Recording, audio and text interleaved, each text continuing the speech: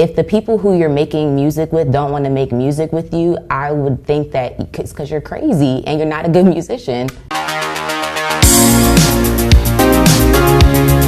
I hate xxxtentaction because people are hyping him up since he's died when really he wasn't that great to begin with. I love xxxtentaction because I just feel like he's an all-around great artist, especially when he was alive. I mean, his music is amazing. It's gotten more coverage only because people are realizing how good it actually was. I think what it is that people are really drawn to the situation and not really understanding that he's kind of overrated. You could be well known and not be good at what you do. He explored so many genres: emo rap, boom rap. He did all kinds of things, and he even did R&B for a while. Like, people weren't used to what he was doing. He was switching it up so much that people couldn't even keep up. He's that great of an artist. I would agree that he switched up a lot of things, but I think it's more like he has a personality kind of disorder, or he has something else going on with him. He has a lot of problems. Like, you have to keep it real. For example, like, he totally captured, imprisoned, and like beat his ex-girlfriend. I get that all of like these people have accused him of beating his girlfriend and being so aggressive, but also you have to realize that he's never put a platform out there like, I'm such a good guy and I've done this, this, and that. He didn't hide anything. He's an aggressive rapper. He was aggressive on his beats. He was aggressive with his words, and that's just how you put things out there. Your argument is that he put it all out there and that's really what he is, but that's not true, because he never admitted that he did those things. Like, if you know the list of charges, like, they include but are not limited to strangulation, battery, aggravated battery, matter of fact, witness tampering, witness harassment. Like, this is not this idyllic hero that everyone's trying to make him be, and God rest his soul, and what happened to him is terrible. Like, I don't think that should have happened at all, but we just can't glorify him because he died. Like, people die every day, and that doesn't make you an angel just because you passed away. I think that they're glorifying the fact that when X was alive, he dealt with suicide, depression, and his songs, he put that out, and he put out reasons why people shouldn't commit suicide, and like examples on how to get out of depression, and he put out like how to be happier and everything. They're glorifying him because he helped people out of difficult situations that they were in at the time. So that's their hero, and they have different reasons for making them that hero. I don't really think he said anything that has moved my soul, that has made me have some type of revelation or helped through anything. Like, I don't think he's that impactful of an artist. If you can do what X did and go from his album Revenge, and you have like all this anger, and you have all this aggressiveness, and you have all this built up, and then progressing to his album 17, where it's like a lot of about depression and sadness and bringing all that out. Like, he can contrast from those two things. It's versatility, and I think that a lot of artists lack that these days, so that's why he was such a good artist.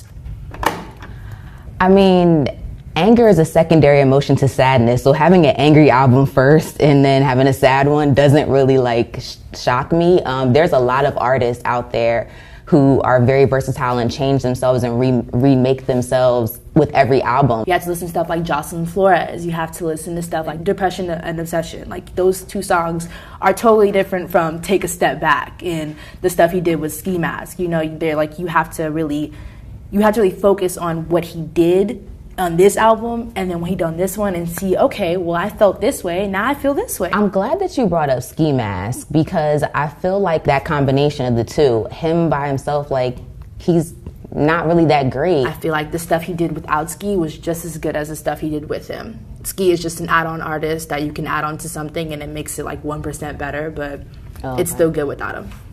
If he's so good without him, why is he putting on social media, I'm not going to make music anymore unless Ski's my friend again? And Ski Mask is saying, like, I don't want to deal with you because I want to be my own individual. Plus, like, this guy's crazy. He has threatened my family. He has said that I was even some type of sacrifice. Like, if the people who you're making music with don't want to make music with you, I would think that it's because you're crazy and you're not a good musician. Another artist not wanting to work with another artist doesn't mean they're crazy or anything. I mean, even if Ski Mask said that, we can't really believe everything he says. I mean, it could be about other issues. if your own mans don't want to be bothered with you anymore, then that's what it is. It's not just music. He's not just saying the things he's saying. He's not just being aggressive on the track. He actually has multiple instances, and it's not even just his ex-girlfriend. We could put that to the side if we want to. He's put his hands on fans, like Rolling Loud. He hit somebody in the head with a microphone. He's progressed so much as an artist within 2 years. He's taken out some of the aggressiveness in his songs. I don't really focus on the bad side of things. I want to wish the best for my artist, and I want to see the best in my artist. And if my artist keeps doing bad things, and that's my choice to ignore it or not. But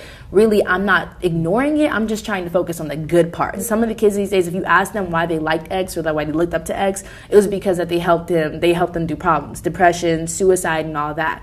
As you're talking to me, it's like this blindness to like the things that he's done. He had a whole profile in the Miami New Times, and in the Miami New Times, he goes on to make a lot of anti-feminism remarks. I love xxxtentaction because I loved his music. I love what he initially stood for, and I loved all the things that he said in his songs. A lot of artists go through that whole problematic stage. Like, you have to just accept it. There's I'm not agreeing with everything he says, but I thought he was a great artist. He progressed within 2 years of, we're not counting the SoundCloud years, but within 2 years, in 2016 to now, I think he did a lot. Rest in peace to him, but unfortunately I hate X because he's problematic. I don't take away that he had room for growth, but I just think that his style, the things that he's done, and the influence that he had are just a perfect storm for dysfunction and for people to accept dysfunction, and that's why I hate him.